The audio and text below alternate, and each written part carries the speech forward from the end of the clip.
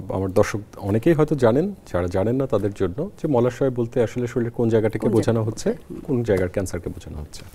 মলাশয় বলতে আমরা যদি চিন্তা করি যে খাদ্যনালী আমরা যখন মুখ দিয়ে খাবার খাই সেটা আমাদের খাদ্যনালী হয়ে, যেটাকে আমরা ইসোফেগাস বলি, ইসোফেগাস হয়ে তারপর স্টোমাকে যায়, পাকস্থলী থেকে তারপর সেটা ক্ষুদ্রান্ত বৃহদান্ত্র হয়ে তারপর মলাশয়ে যায়।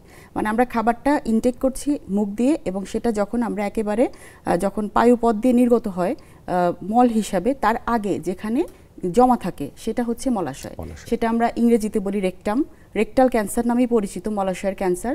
এবং সেই যে মলাশয় হচ্ছে বৃহদান্ত্রের পরের পার্ট, যেটা সবচেয়ে বড় পার্টটা, সেই অংশের কোনো সেল যখন অস্বাভাবিকভাবে কোষ বিভাজিত হয় এবং হয়ে সেখানে আলসারেশন বা একটা দীর্ঘদিন একটা ঘা হওয়ার পরে তারপরে যখন ধীরে ধীরে সেখানে অনিয়ন্ত্রিত বিভাজনের মাধ্যমে কোনো একটা টিউমার মাস তৈরি হয়, সেটাকেই কিন্তু আমরা মলাশয় ক্যান্সার বলি। আপনি বলছিলেন যে আমাদের কিন্তু সাধারণ জায়গা থেকে একটি প্রবণতা রয়েছে যে ক্যান্সার মনে হয় কিছুটা বার্ধক্যের রোগ, 50-এর পরেই হলে হয়তো বা ক্যান্সার হয়ে থাকে, কিন্তু আপনি বলছেন মলাশয়ের ক্যান্সারের ক্ষেত্রে তার ব্যতিক্রম পাওয়া যাচ্ছে, অল্প বয়সেও অনেকের ভেতরে এটি হচ্ছে। লক্ষণগুলো সাধারণত কিরকম হয়ে থাকে? খুব ভালো কথা বলেছেন। মলাশয়ের ক্যান্সারটা কিন্তু খুব আর্লি ডায়াগনোসিস হয় না সাধারণত, যদি না খুব বেশি সচেতনতা থাকে। আর আমাদের দেশে কিন্তু এই খুব বেশি সচেতন না মানুষ স্বাস্থ্যের ব্যাপারে, এটা একটা বড় কারণ।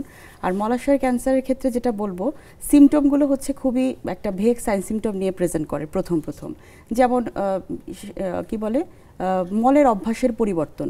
স্বাভাবিকভাবে দেখা যায় কখনো কখনো কোষ্ঠকাঠিন্য হয়, কখনো কখনো আমাশয়যুক্ত মল যায়, বা কখনো কখনো হয়তো মানে তার ডায়রিয়া হচ্ছে, এরকম মানে স্বাভাবিক যে বাওয়েল হ্যাবিট, সেই স্বাভাবিক বাওয়েল হ্যাবিটটা পরিবর্তিত হয়ে যায়। কিন্তু এটা দীর্ঘদিন যদি এই সমস্যাটা না হয় তখন কিন্তু আসলে রোগীরা সচেতন হয় না, প্রথমেই এটাকে ক্যান্সার ভাবতে পারি না আমরা। তো দেখা যায় কি, প্রথমেই দেখা যায় যে একটা সমস্যা হচ্ছে মলত্যাগের যে পরিবর্তন বা মলত্যাগের যে সমস্যাটা হচ্ছে, প্রাথমিকভাবে তারা কিছু ওষুধপত্র খায় এবং তাতে কিছুদিনের জন্য কিন্তু রোগী ভালো হয়ে যায়। তো দীর্ঘদিন এভাবে ভুগতে ক্রনিক যখন সে ভুগতে থাকে, একটা পর্যায়ে গিয়ে যখন সে আর ভালো হয় না তখনই সে ডাক্তারের কাছে যায়। এই জন্য এটা ডায়াগনোসিসটা আসলে ডিলে হয়ে যায়। তো প্রথম যেটা আমরা দেখতে পাই সেটা হচ্ছে মলত্যাগের অভ্যাসের পরিবর্তন। হয়তো আগে সে দিনে 1বার বা 2বার মলত্যাগ করতো, এখন এমনও হয় অনেক ক্ষেত্রে 8-10 বার মলত্যাগ হচ্ছে কিন্তু ক্লিয়ার হচ্ছে না, এরকম একটা ফিলিংস হয় পেশেন্টের।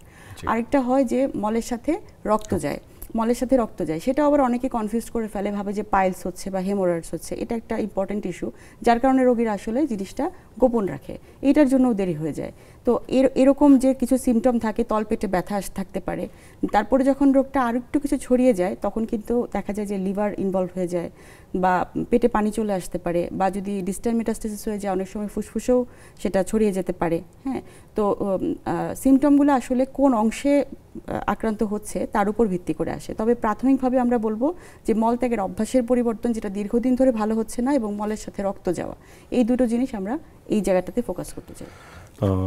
গুরুত্বপূর্ণ দুটি উপসর্গ আপনার কাছ থেকে উঠে আসলো, যে কারোর যদি মলত্যাগের অভ্যাসে পরিবর্তন ঘটে অথবা মলের সাথে কখনো রক্ত যায়, এটা আসলে অবহেলার দৃষ্টিতে দেখার সুযোগ নেই, অন্তত নিকটস্থ একজন রেজিস্টার্ড চিকিৎসকের কাছে হলেও তাকে যেতে হবে।